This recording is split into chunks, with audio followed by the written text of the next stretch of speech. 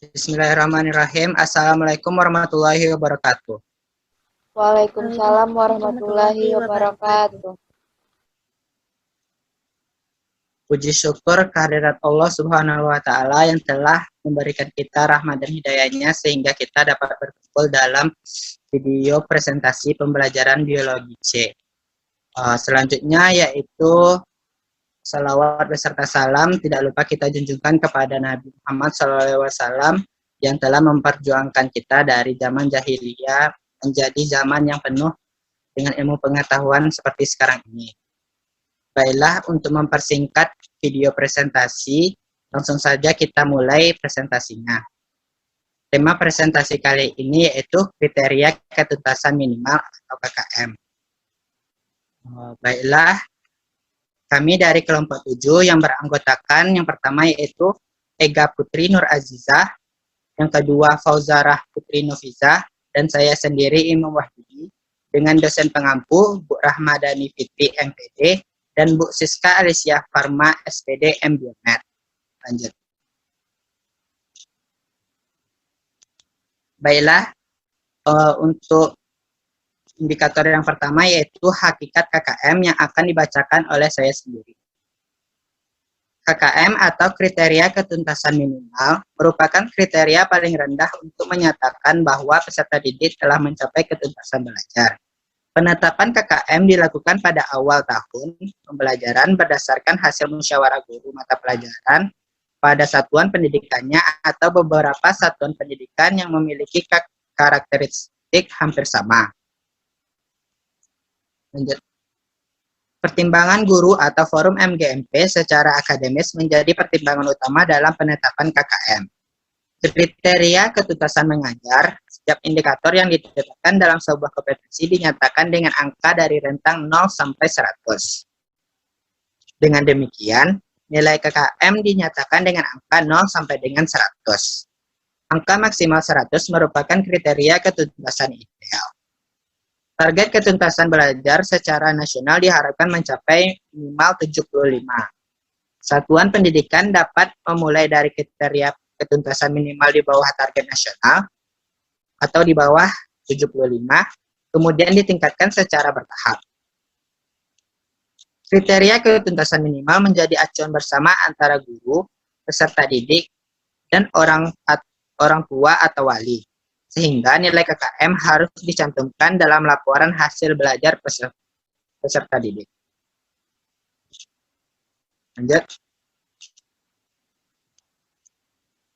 Baiklah, itulah penjelasan dari saya. Selanjutnya yaitu indikator peranan KKM yang akan dibacakan oleh Fauzarah. Kepada Fauzarah dipersilakan.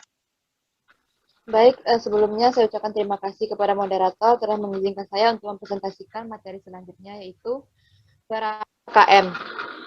Fungsi kriteria ketuntasan minimal atau KKM dapat diuraikan sebagai berikut. Yang pertama, sebagai tujuan bagi pendidik dalam menilai kompetensi peserta didik sesuai dengan kompetensi dasar mata pelajaran yang diikuti. Yang kedua, sebagai acuan bagi peserta didik dalam menyiapkan diri mengikuti penilaian mata pelajaran. Yang ketiga, dapat digunakan sebagai bagian dari komponen dalam melakukan evaluasi program pembelajaran yang dilaksanakan di sekolah.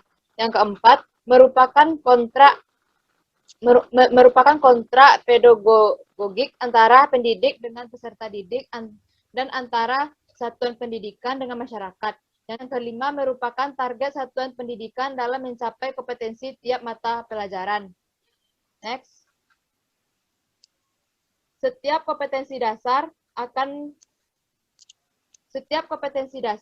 dapat diketahui ketercapaiannya berdasarkan KKM yang ditetapkan. Pendidik harus memberikan respon yang tepat terhadap pencapaian kompetensi dasar dalam bentuk pemberian layanan remedial atau layanan penggayaan. Evaluasi keterlaksanaan dan hasil program kurikulum dapat dilihat dari keberhasilan pencapaian KKM sebagai tolak ukur. Next. 3 unsur yang menentukan untuk mencapai KKM. Yang pertama, pendidik melakukan upaya mencapai KKM dengan maksimal proses pembelajaran dan penilaian. Yang kedua, peserta didik melakukan upaya pencapaian KKM dengan proaktif mengikuti kegiatan pembelajaran serta mengerjakan tugas-tugas yang telah didesain pendidik. Yang ketiga, orang tua dapat membantu dengan memberikan motivasi dan dukungan penuh bagi putra-putrinya dalam mengikuti pelajaran. Baik, sekian dari materi dari saya kembalikan kepada moderator.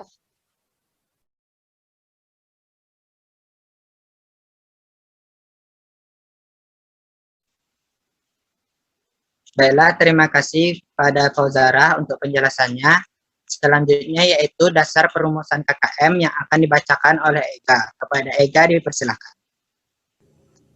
Baiklah, terima kasih kepada moderator.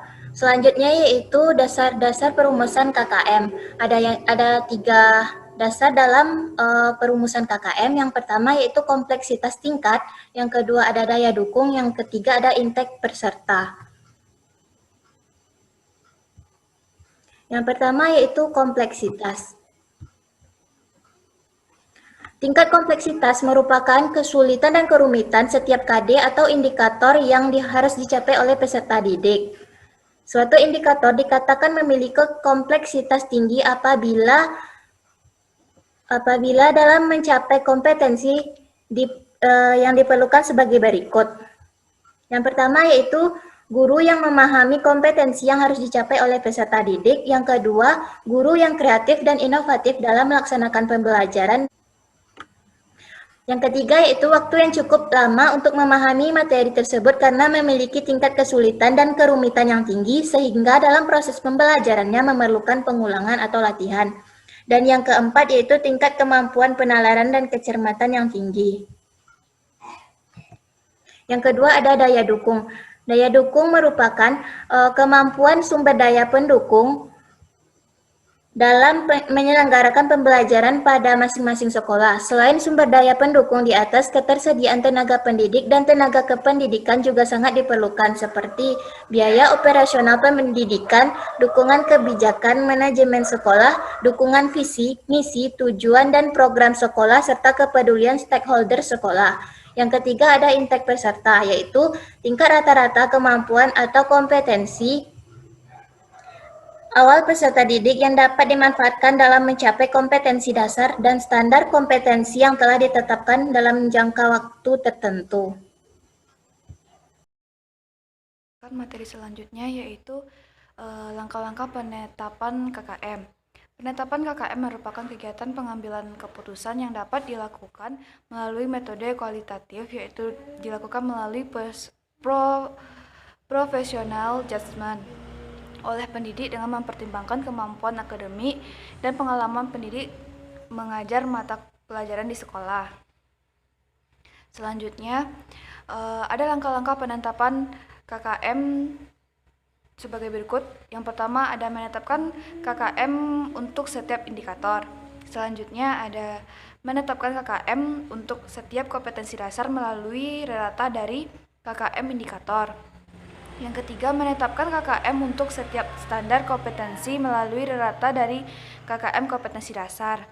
Selanjutnya, menetapkan KKM untuk setiap aspek mata pelajaran melalui rata dari KKM standar kompetensi dasar dan indikator yang telah ditetapkan berdasarkan aspek.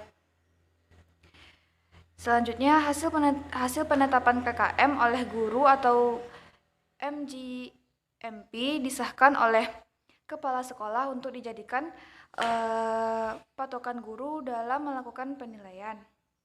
KKM yang ditetapkan akan disosialisasikan kepada pihak-pihak yang berkepentingan, yaitu peserta didik, orang tua, dan dinas pendidikan. KKM dicantumkan dalam LHB pada saat hasil penilaian dilaporkan kepada orang tua. Sekian dari saya kembalikan kepada moderator. Untuk penjelasannya. Baiklah, itulah hasil presentasi dari kami kelompok 7 tentang KKM.